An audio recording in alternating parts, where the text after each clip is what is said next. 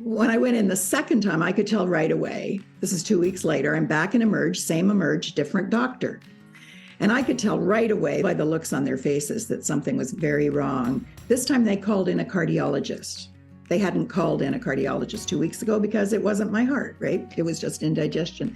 And this time everything snapped into place and I ended up with an emergency trip up to the cath lab to have a stent implanted in a blocked coronary artery, what doctors used to call the widowmaker heart attack.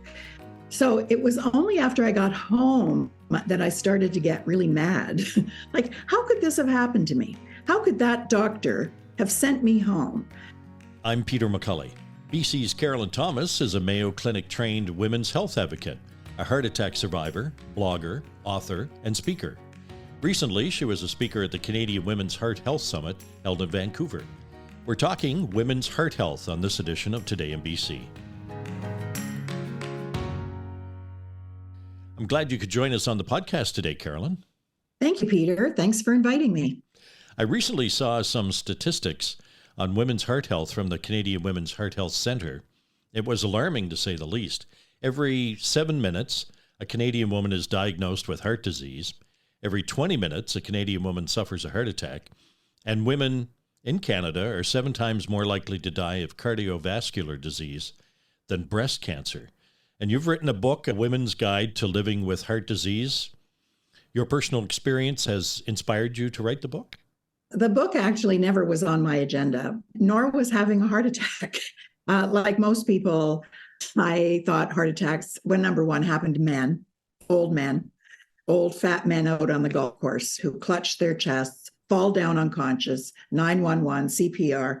To me, that was a heart attack. And yet I walked into emergency both times because the first time I went to Emerge with really what are considered textbook Hollywood heart attack symptoms, central chest pain, nausea, sweating, pain down my left arm. The first time I went in, I was told that I was in the right demographic for acid reflux and I should go home and see my family doctor and get a prescription for antacids. I felt so embarrassed that day that when my symptoms continued, which of course they did, I was too embarrassed to go back to Emerge. And I believed that doctor. He had the letters MD after his name, and he told me very confidently, it is not your heart. So you don't have to tell me twice. Plus, I'd rather have indigestion than heart disease. So I was relieved to hear him say that. So when my symptoms continued, I was popping Tums and Gaviscon, and that went on for 2 weeks. It's a miracle, really. And it just got worse and worse. But at no time, including a flight to Ottawa for my mother's 80th birthday, and I was very ill on the plane. I was having severe symptoms, especially on the way home. And at no time did I call the flight attendant over because I was sick, because I didn't want to be one of those passengers they have to turn the plane around for because of a medical emergency. And how embarrassing would that be for indigestion? So instead, I just curled myself up into a little ball. And all I could think of was that as soon as I get home, and if you've ever been sick far away from home, you probably know that feeling. You just feel like if I could just get home to my own little bed, somehow things will be better. And that's all I thought about. And then it was sometimes during that 5-hour flight that I decided I'm going back to Emerge. I don't care what they say, but I still wasn't thinking heart. I was thinking I need drugs, serious drugs for this indigestion, possibly intravenous.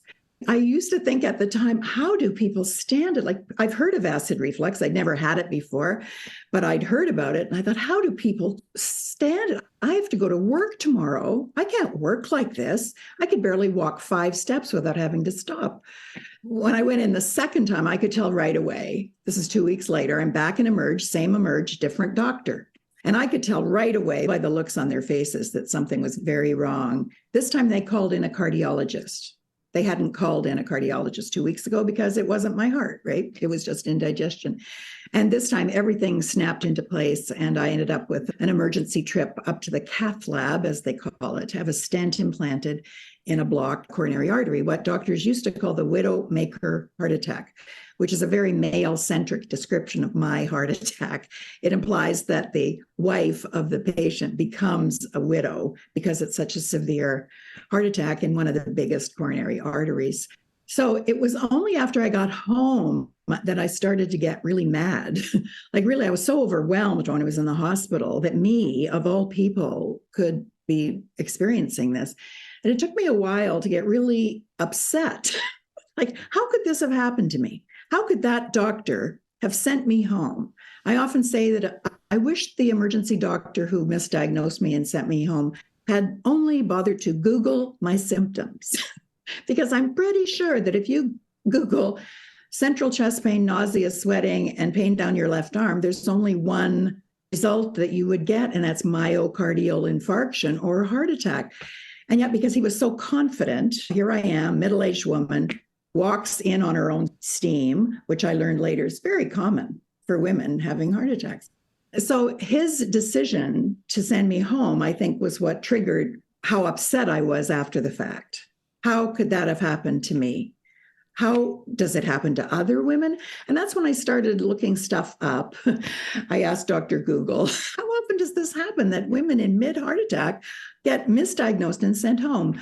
And that's how I discovered a huge influence in my life, which was Mayo Clinic. I was on the Mayo Clinic website, and there was a little sidebar that said, "Are you a woman living with heart disease? Apply now to attend the Women Heart Science and Leadership Symposium at Mayo Clinic." I thought, I'm a woman living with heart disease. I'm going. So I applied. Never occurred to me I wouldn't be accepted. I just planned I'm going to go. And Mayo Clinic, that's pretty impressive. Within a few weeks, I got a letter back. In those days, you got letters saying, "Congratulations, you've been accepted." I was the first Canadian they'd ever accepted into this annual training. And there were 45 of us in our class. It was about 5 days. The youngest person was 31, the oldest was 71, and everybody in between. We had vegans, we had triathletes, we had a physician in our group. So a real cross-section of all kinds of women, young and old. And what I learned there was what I call cardiology boot camp. Their intention in hosting this training is to send women like me back home to our hometowns and talk to other women, because cardiologists at Mayo knew that women are not getting this message, that heart disease is a woman's problem as well as a man. And the stats that you read at the beginning were really shocking, aren't they? Especially if you're a woman like me who believes women don't get heart disease. They were an eye-opener, that's for sure. You touched on it. Can you explain the differences in how heart disease presents in men versus women? There's been a lot of attention lately to what they call atypical symptoms in women. And these could be things like crushing fatigue and stomach problems, and not the crushing Hollywood heart attack that I was having. But the reality is that chest pain is still the number one heart attack symptom for both men and women. However, women tend to have additional symptoms that can sometimes confuse an emergency doctor.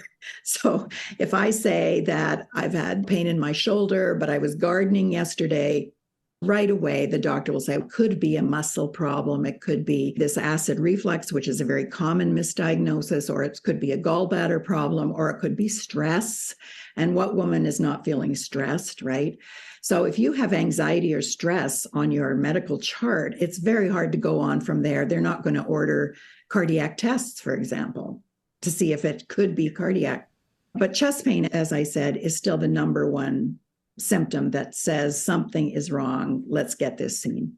My advice to anybody who's having any symptoms that don't feel right to you, if something feels not normal, at Mayo Clinic, they talked about symptoms from neck to navel that come on with exertion and go away with rest. That's a warning sign for cardiac. And what I tell women is, you know your body, you know when something is just not right. And when you feel that way, you do exactly what you would do if this symptom were happening to somebody that you care about, and you do it fast. So remember that time is muscle.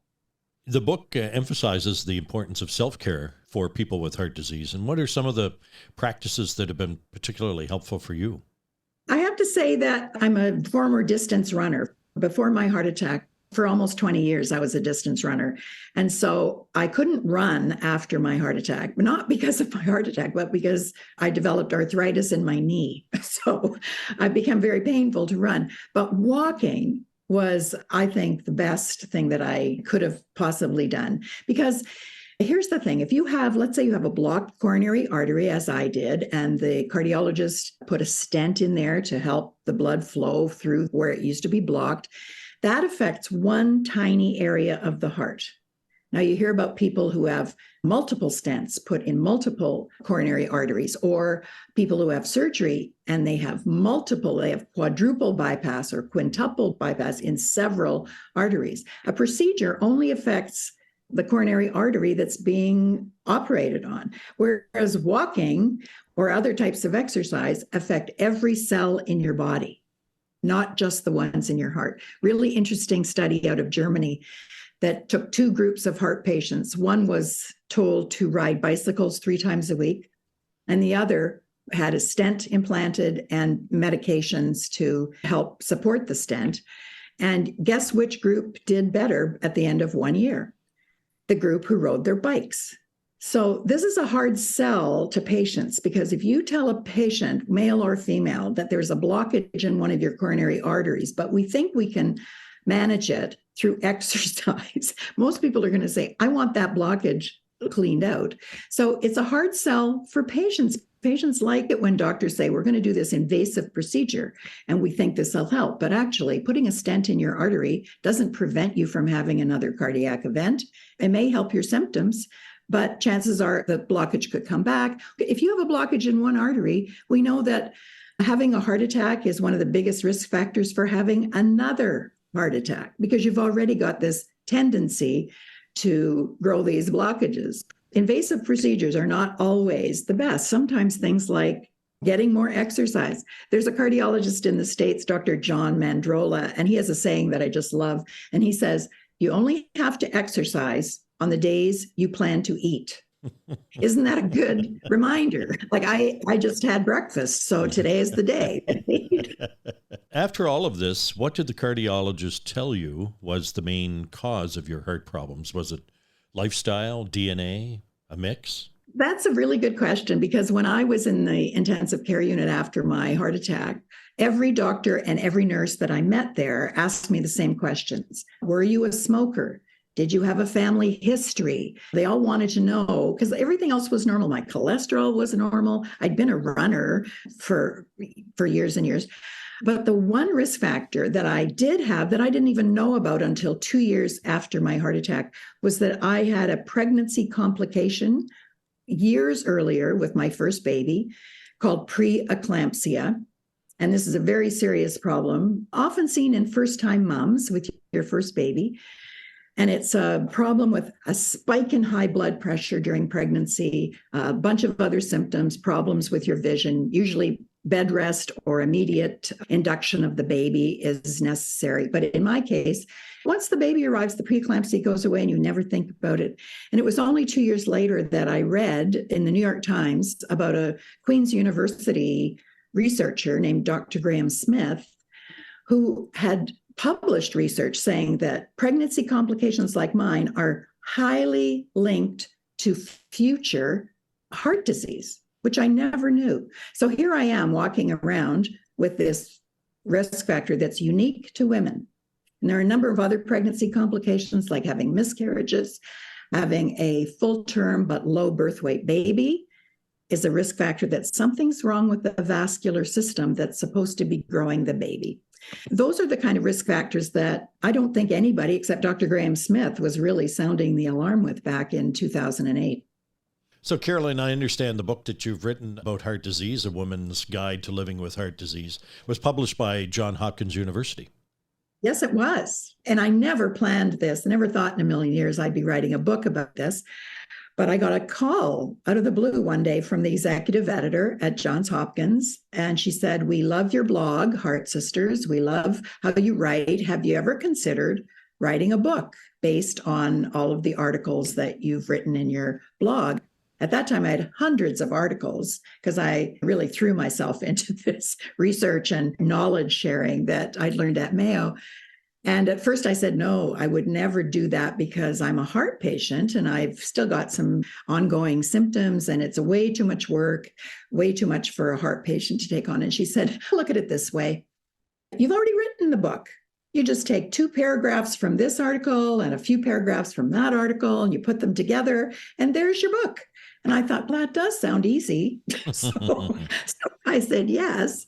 And then 2 years later, the book came out. So I was the most surprised person ever by the time I saw the book, because really it had never been my intention. But when I wrote the book, basically, I wrote the book that I wish I could have been able to find when I was freshly diagnosed and overwhelmed and scared and didn't know a single person, nobody in my family or my social circle had ever had a cardiac event.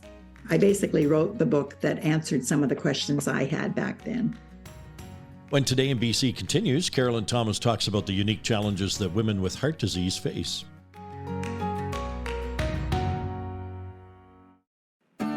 Why spend hours searching dealerships, comparing makes and models? Find the best of BC's inventory in one place, todaysdrive.com. You'll have access to inventory across BC, where you can easily find a vehicle that fits your needs and gets you where you need to go in comfort. Get in the driver's seat. Don't miss out on the many options we have available for you. Powered by Black Press Media, todaysdrive.com connects you with exclusive new and used car deals. Hey, it's the Moj, Bob Marjanovic. Join me on the Mojon Sports Podcast on Black Press Media at todayinbc.com. Listen into conversations with well-known athletes and celebrities as we look behind the scenes at these successful people. Listen in to the Mojon Sports Podcast on todayinbc.com. You'll also find the Moj on Sports Podcast on iTunes, Spotify, Amazon, iHeart, YouTube, and Google Podcasts, as well as mojonsports.com. I'm Peter McCully. Today in BC is a Black Press Media podcast. Carolyn, can you tell us about some of the lifestyle changes that you've made since the original diagnosis? Yeah, I had a bunch of changes imposed on me that I didn't choose to make. For example, I could not continue working at the time. My entire career had been in public relations for 3.5 decades. So that had to change. I also changed my diet in a funny way, and that is that I'm not a vegetable eater, and I suddenly became obsessed with eating fruits and vegetables and much healthier food. I come from a Ukrainian background, and we always talk about the holy trinity of Ukrainian diets, which is butter, bacon, and sour cream.